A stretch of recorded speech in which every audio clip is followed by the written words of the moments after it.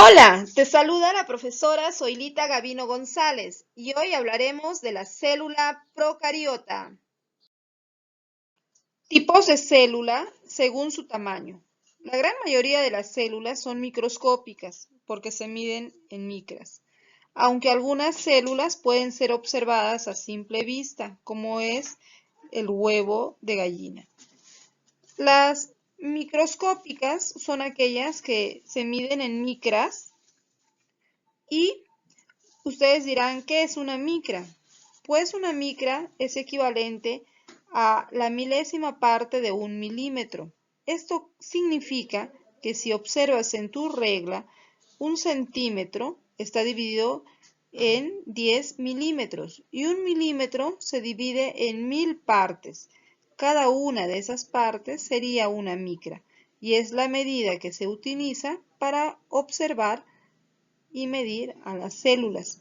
Por ejemplo, una bacteria mide una micra, mientras que una célula animal mide 10 micras, aunque claro que una célula vegetal puede medir 100 micras. Estas son observadas a través del microscopio. Tipos de célula según su estructura. Podemos encontrar dos tipos. La célula procariota, que como podemos observar es una célula que no presenta núcleo. Vemos aquí en su citoplasma presenta su ADN más no el núcleo. Y luego está la célula eucariota, muchísimo más grande, propio de células animales, vegetales, hongos, microorganismos en gran medida, y todos ellos presentan como característica el núcleo, dentro del cual está su ADN. La estructura de la célula procariota se caracteriza porque ésta no presenta núcleo, es decir, si nosotros observamos el citoplasma de esta célula, no vamos a observar el núcleo, aunque sí presenta el ADN. Este ADN es circular y desnudo. Se denomina desnudo porque no está unido a las proteínas histonas. La zona del citoplasma donde se encuentra el ADN recibe el nombre de región nuclear o región nucleoide. También en el citoplasma observamos esa estructura circular que recibe el nombre de plásmido. El plásmido es un gen circular que le da resistencia bacteriana a los antibióticos, es decir, este gen circular puede sufrir alguna mutación cuando hay un tratamiento inadecuado de antibióticos y la bacteria se puede volver resistente, es decir, una superbacteria que no le va a hacer efecto el antibiótico con el cual hizo resistencia. También observamos que la célula procariota presenta membrana celular. Es esta estructura que vemos de color amarillo. Esta membrana celular está formada por una bicapa de fosfolípidos. También presenta esta estructura de color amarillo que lo vemos en el dibujo, que son los ribosomas, siendo el ribosoma el único organelo celular, aunque este ribosoma no tiene membrana, es un organelo importante en la procariota. Se llama ribosoma 70S porque tiene 70 unidades de sedimentación y la función que realiza es la síntesis de proteínas, es decir, produce las proteínas que la bacteria necesita. También observamos que la membrana celular presenta pliegues hacia el lado interno de la célula. Estos pliegues reciben el nombre de mesosomas. Y estos mesosomas son pliegues internos que tienen dos funciones. La primera función contienen proteínas llamadas citocromos que se encargan del transporte de electrones, proveyendo de esta manera energía a la célula, es decir, se encarga de la respiración celular. La primera función del mesosoma sería, se encarga de la respiración celular aeróbica, produciendo una gran cantidad de energía o ATP. También el mesosoma participa en la división bacteriana, es decir, en el proceso de bipartición. Otra estructura que vamos a observar en la procariota vienen a ser los pili o fimbrilla. Estos pili o fimbrilla, como observamos aquí, Son pliegues hacia el exterior de la membrana celular.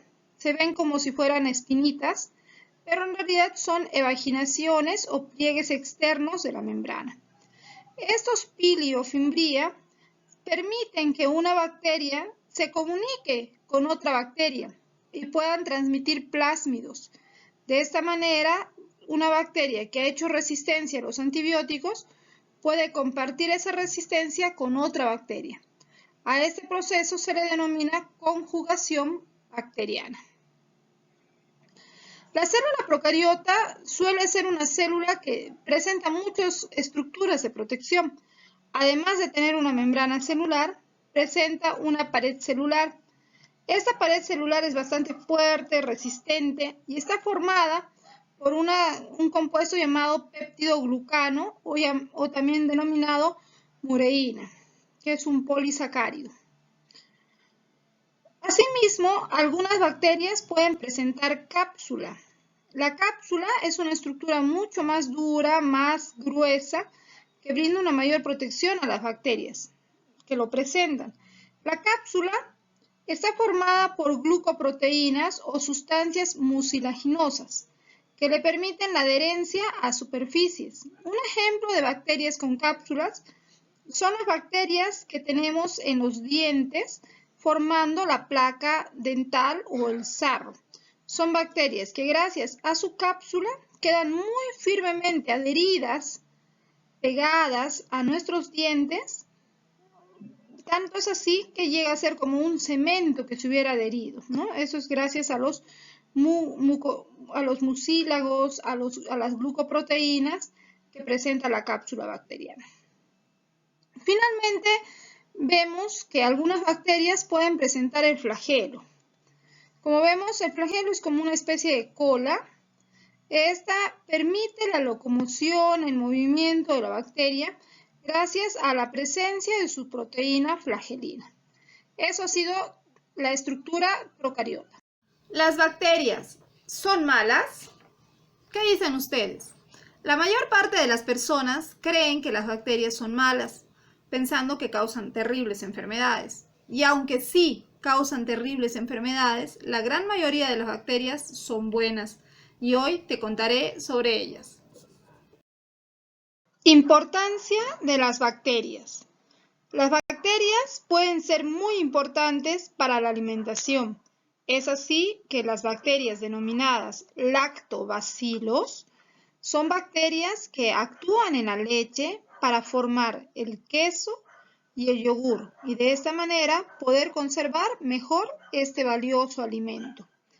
Asimismo, las bacterias son importantes para las plantas y la tierra.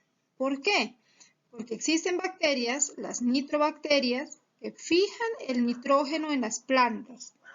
Esto significa que son bacterias que viven en las raíces de plantas leguminosas como son los frijoles. Vamos a observar que en sus raíces hay como unas pequeñas bolitas donde están acumuladas las bacterias. Estas bolitas se llaman nódulos. Ahí se encuentran las nitrobacterias y ellas atrapan el nitrógeno del aire y lo fijan al suelo, haciendo que el suelo donde ellas viven sea rico en nitrógeno. Esto favorece a muchas otras plantas que viven junto a las leguminosas. Por eso, en muchos lugares existe la costumbre de sembrar el frijol junto al maíz, porque el frijol, al tener sus bacterias, atrapa el nitrógeno y ese nitrógeno le favorece a la planta de maíz. Existen bacterias que son muy valiosas para la vida y son grandes supervivientes, como sucede con el cuyuro. Son bacterias conocidas también como algas que habitan en las grandes lagunas del Perú. Estas algas azul verdosas o llamado cuyuro en nuestras zonas son importantes organismos que van a liberar gran cantidad de oxígeno.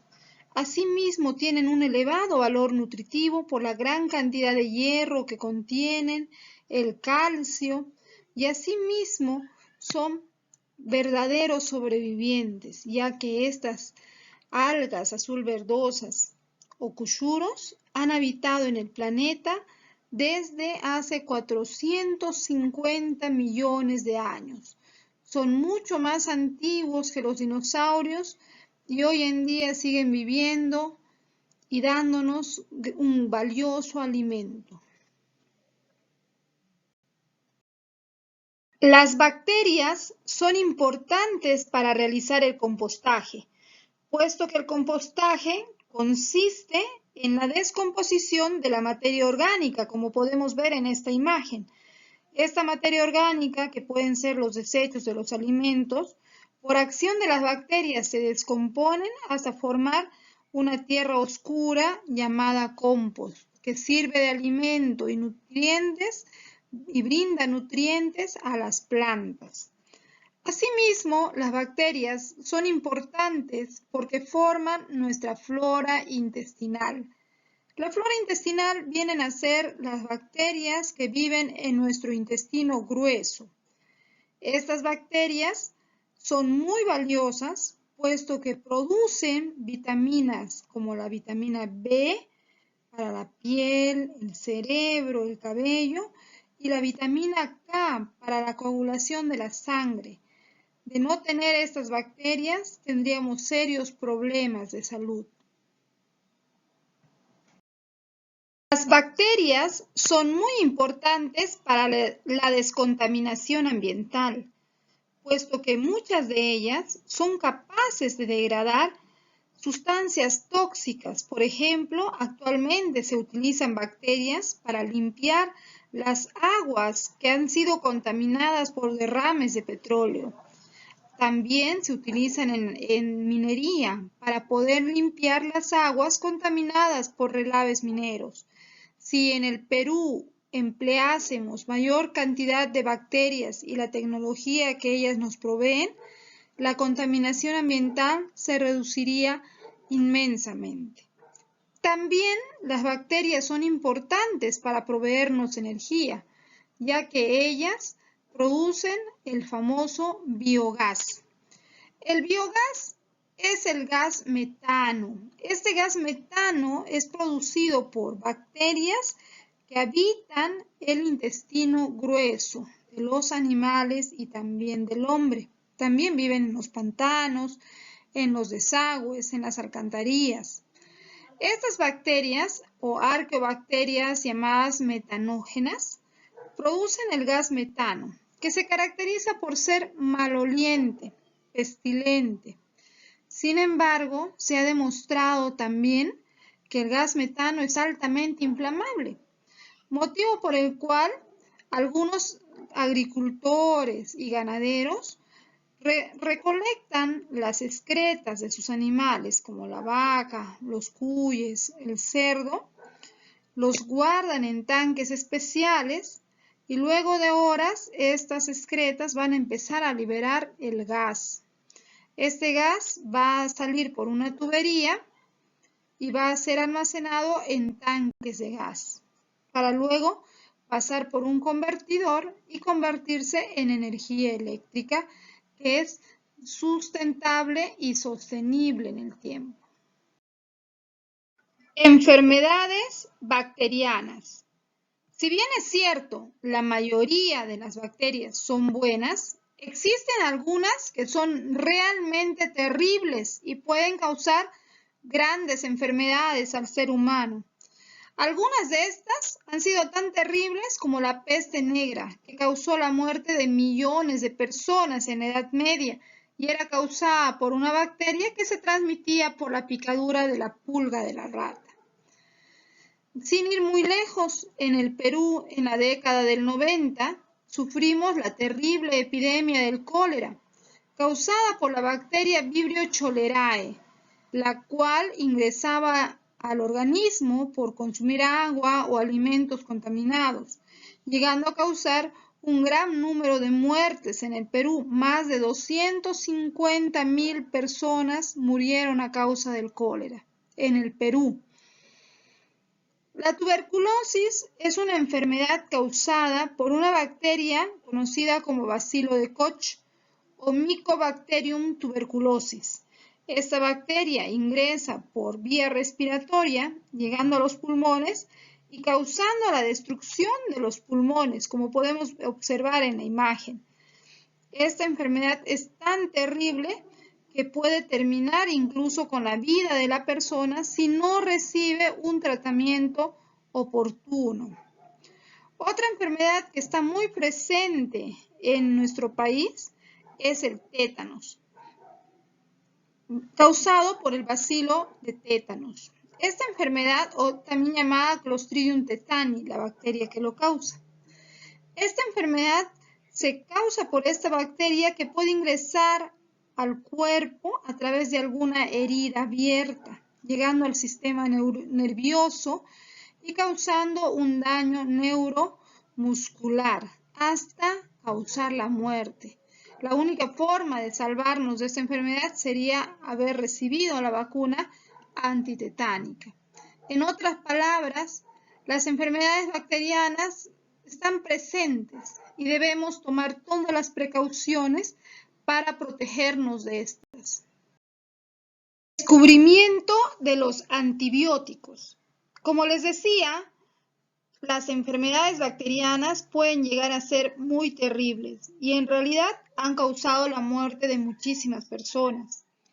Sin embargo, la solución a la gran mayoría de las enfermedades bacterianas la trajo este hombre. Se llama Alexander Fleming. Él descubrió la penicilina. La penicilina es un antibiótico, es decir, un medicamento que sirve para matar microorganismos, seres vivos, en este caso, seres vivos que causan enfermedades. El descubrimiento de la penicilina fue muy interesante. Resulta que este científico, Alexander Fleming, estaba cultivando bacterias en platitos llamados placa Petri, como lo que ven en su mano. Ahí vemos un cultivo de bacterias. Un día tuvo que salir apurado a un viaje por 2 semanas y salió tan apurado que dejó esta placa Petri abierta, destapada. Entonces, cuando volvió al cabo de 2 semanas, buscó su placa Petri para ver las bacterias y encontró que la gran mayoría de las bacterias de este platito habían muerto. Cuando examinó para ver qué había pasado con las bacterias, encontró un hongo. El hongo era el hongo Penicillium. Este hongo Penicillium sale de esta fruta. Vemos aquí una naranja y vemos el hongo que ha crecido en la naranja con un color azul verde. Este es el hongo Penicillium. Como Alexander Fleming había dejado una naranja en su laboratorio, esta se había hongueado y el hongo había invadido el plato de cultivo de bacterias. Cuando examinó al hongo, encontró que el hongo producía una sustancia química a la que Fleming puso de nombre penicilina. Y a partir de esta sustancia química se empezó a producir los antibióticos que ayudaron a curar muchísimas enfermedades bacterianas. Gracias, Alexander. Resistencia bacteriana a los antibióticos.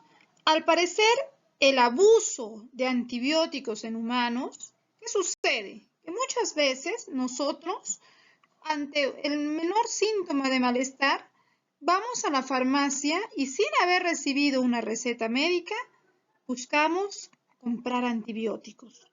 Estos antibióticos, muy comunes en nuestro estilo de vida, amoxicilina, acitromicina, penicilina, así están muy difundidos en el consumo de las personas y también de los animales, ya que los ganaderos, para evitar que sus animales se enfermen, aunque no estén enfermos, les están dando una gran cantidad de antibióticos de una manera irresponsable. ¿Qué ocasiona esto?